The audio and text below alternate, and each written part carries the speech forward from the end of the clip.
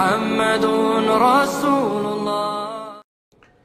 Innal hamdalillah nahmaduhu wa nasta'inuhu wa nastaghfiruh wa na'udzu billahi min syururi anfusina wa min sayyiati a'malina may yahdihillahu fala mudhillalah wa may yudlil fala hadiyalah wa asyhadu an la ilaha illallah wahdahu la syarikalah wa asyhadu anna Muhammadan abduhu wa rasuluh. Allahumma shalli wa sallim ala sayyidina Muhammad wa ala alihi wa ashabihi ajma'in wa tabi'in wa tabi'in bisanin ila yaumiddin. Fa ya ayyuhal hadirun usikum wa nafsi bitaqwallah faqad fazal muttaqun. Ittaqullaha haqqa tuqatih wa la tamutunna illa wa antum muslimun. Wa qala wa ta'ala fi kitabil karim a'udzu billahi minasyaitonir rajim bismillahirrahmanirrahim. Ya ayyuhalladzina amanu taqullaha wa qulu qawlan sadida yuslih lakum a'malakum wa yaghfir lakum dzunubakum wa may yuti'illaha wa rasulahu faqad faza fawzan 'azima. Wa qala wa ta'ala aidan a'udzu billahi minasyaitonir rajim bismillahirrahmanirrahim.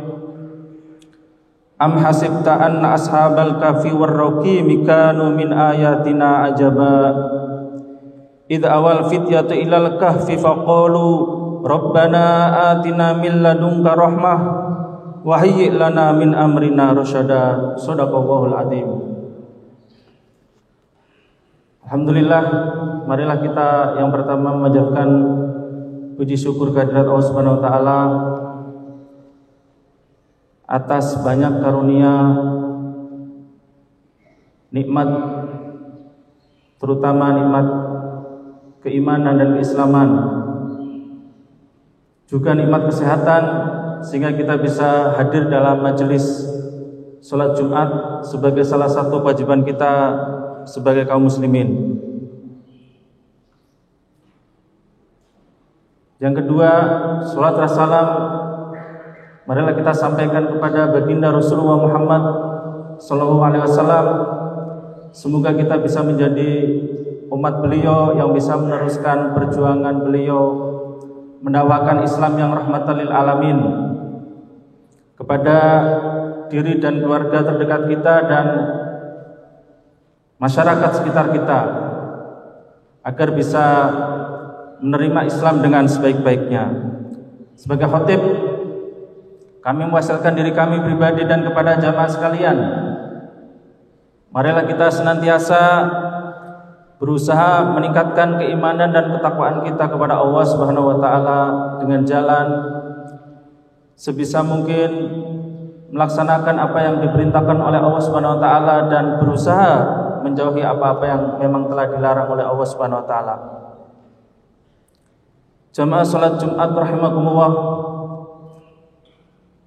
dalam kesempatan yang singkat ini kami ingin menyampaikan satu tema tentang pemuda Islam, terutama apa yang bisa kita petik dari satu surat ke-18, surat Al-Kahfi, di mana di situ diceritakan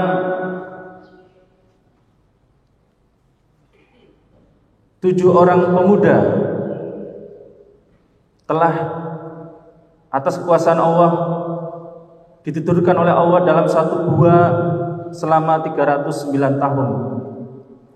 Sebetulnya jamaah sekalian, banyak versi berkaitan dengan kisah Ashabul Kahfi ini, atau orang luar negeri mengenalnya dengan The Seven Sleepers.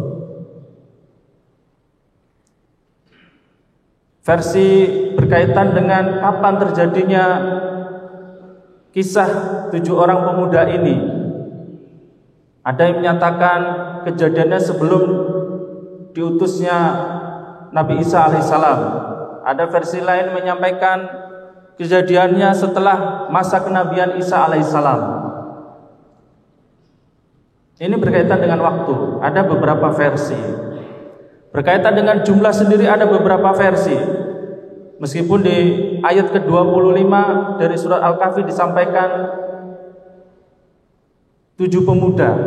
Tapi sebelumnya bisa 3 pemuda dan seekor anjing, atau 5 pemuda dan seekor anjing, atau 7 pemuda dan seekor anjing. Anjingnya sendiri juga ada versi namanya, ada yang menamakannya Kitmir, ada yang menamakannya Qumron.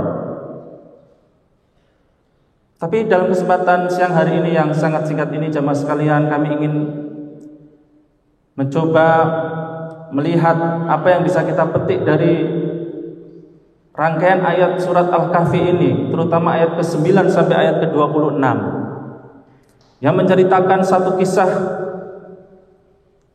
sekelompok pemuda. Dari sejarah menyatakan pemuda ini adalah keturunan pembesar-pembesar bangsa Romawi yang memutuskan untuk uzlah atau mengasingkan diri ke satu gua. Sebagaimana tadi kami bacakan 2 ayat ke-9 dan ke-10 dari surah Al-Kahfi, yang artinya kurang lebih, apakah engkau mengira bahwa orang-orang yang mendiami gua dan yang mempunyai rokim itu termasuk tanda-tanda kami yang menakjubkan, tanda kebesaran kami yang menakjubkan.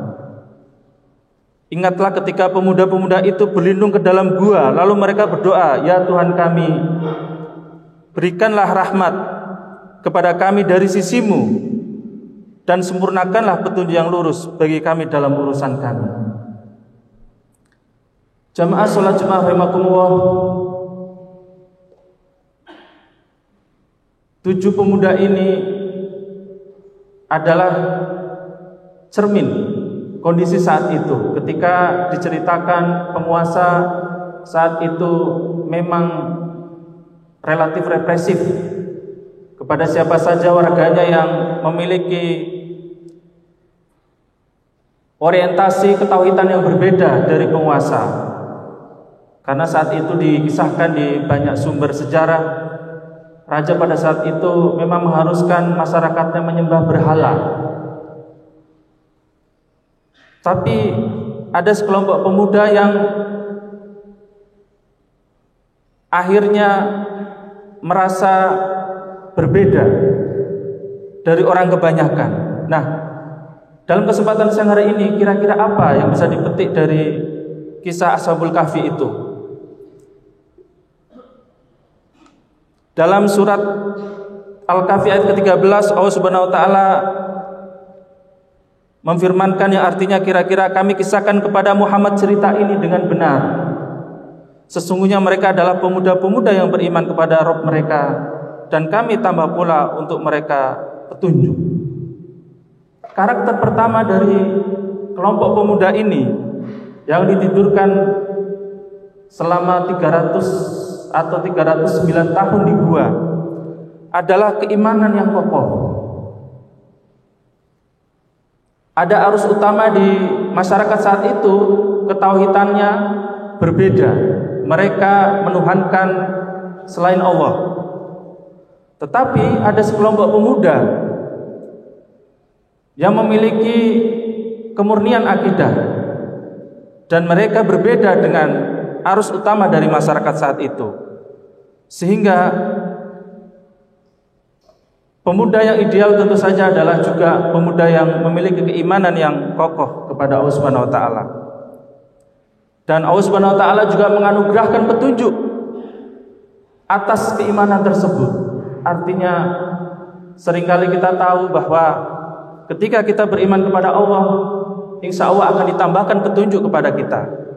Sebagaimana surat Muhammad ayat ke-17, A'udzubillahi minasyaitonirrajim, bismillahirrahmanirrahim, walladzina ihtadau zadahum huda wa atahum taqwahum. Dan orang-orang yang mau menerima petunjuk, Allah menambah petunjuk kepada mereka dan memberikan balasan ketakwaannya.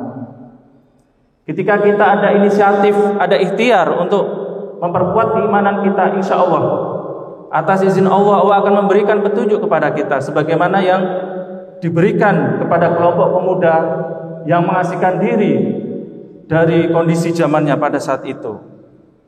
Yang kedua, karakter yang bisa kita ambil dari sekelompok pemuda tersebut adalah kekritisan, pengingkaran terhadap kesyirikan kaumnya. Inilah ciri khas pemuda yang kedua, memiliki sifat kritis terhadap kondisi di sekitarnya. Dalam ayat ke-15 kurang lebih artinya, kaum kami ini telah menjadikan selain Dia, Allah Subhanahu wa taala, sebagai Tuhan-Tuhan untuk disembah. Mengapa mereka tidak mengemukakan alasan yang terang tentang kepercayaan mereka? Siapakah yang lebih zalim daripada orang-orang yang mengada-adakan kebohongan terhadap Allah? Inilah satu ayat yang menceritakan kekritisan kelompok pemuda itu terhadap kondisi zamannya. Dan inilah karakter seorang pemuda, memiliki sifat kritis, memiliki sifat reflektif terhadap kondisi di sekitarnya.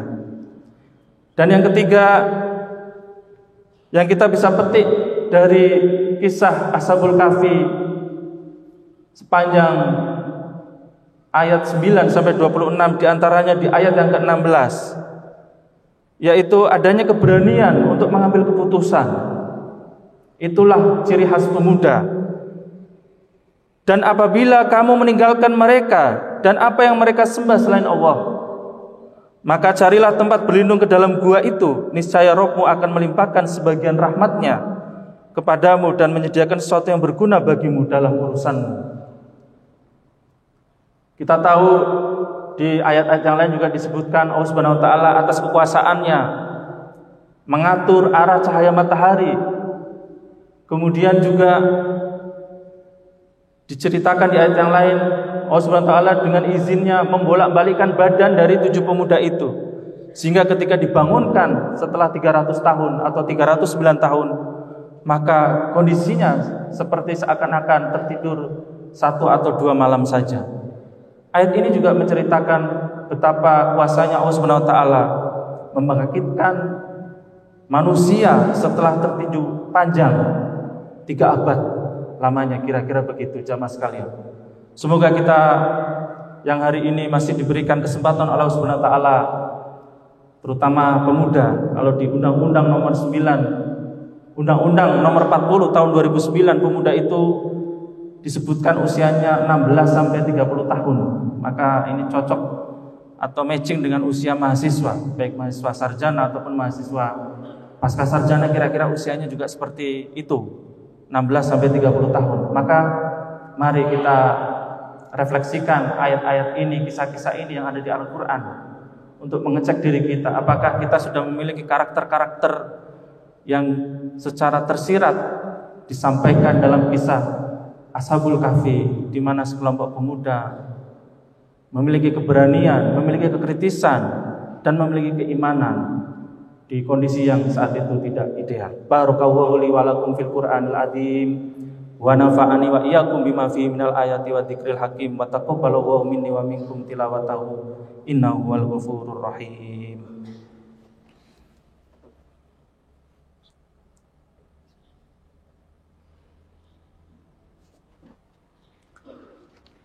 Alhamdulillah wassalatu wassalamu ala Rasulillah wala haula wala quwwata illa billah.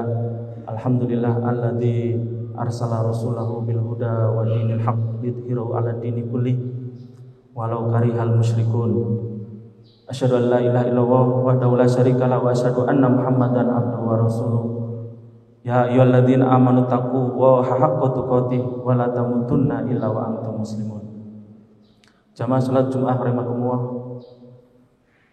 Pada tahmid dan sholawat, kembali kami mengingatkan diri kami pribadi dan jamaah sekalian, marilah kita senantiasa berikhtiar untuk tentu saja menjaga dan meningkatkan keimanan dan keislaman kita, dan memperbanyak amal soleh, kebaikan-kebaikan sosial yang sifatnya horizontal perlu kita perbanyak di kondisi bangsa yang semakin membutuhkan kepedulian antar sesama. Dan semoga kita bisa mempelajari banyak kisah yang ada di Al-Quran, karena 2/3 Al-Quran berisi kisah-kisah, sebagaimana kisah 7 pemuda Ashabul Kahfi yang mengajarkan kita untuk seringkali harus mengambil satu keputusan atau sikap ketika di kondisi yang tidak ideal. Kita tutup dengan doa, semoga Allah SWT senantiasa memberikan kekuatan kepada kita, keluarga kita, dan bangsa masyarakat kita untuk lebih baik ke depannya. Inna wa malaikatahu yusholluna 'alan nabi ya ayyuhalladzina amanu shollu 'alaihi wa sallimu taslima. Allahumma sholli wa sallim ala sayyidina Muhammad wa ala alihi wa ashabihi ajmain bi rahmatika ya arhamar rahimin. Allahumma ighfir minal mu'minina wal mu'minat wal muslimina wal muslimat al ahya'i minhum wal amwat innaka sami'un qaribun mujibud da'awat wa yaqdiyal hajat. Rabbana dzalamna anfusana wa illam taghfir lana wa tarhamna lakunanna minal khasirin. Rabbana la tuzigh qulubana ba'da idh hadaitana wa hab lana min ladunka rahmah innaka antal wahhab. Rabbi habli minas solihin, Rabbi habli minas solihin, Rabbi habli minas solihin. Rabbana atina fid dunya hasanah wa fil akhirati hasanah wa qina adzabannar. Walhamdulillahi rabbil alamin. Ibadallah, innallaha ya'muru bil adli wal ihsan wa ita'i dzil qurba wa yanha 'anil fahsya'i wal munkar wal baghi ya'idzukum la'allakum tadhakkarun. Wa la dzikrullahi akbar. Aqimis shalah. Wassalamu alaikum warahmatullahi wabarakatuh. La ilaha illallah Muhammadun Rasulullah.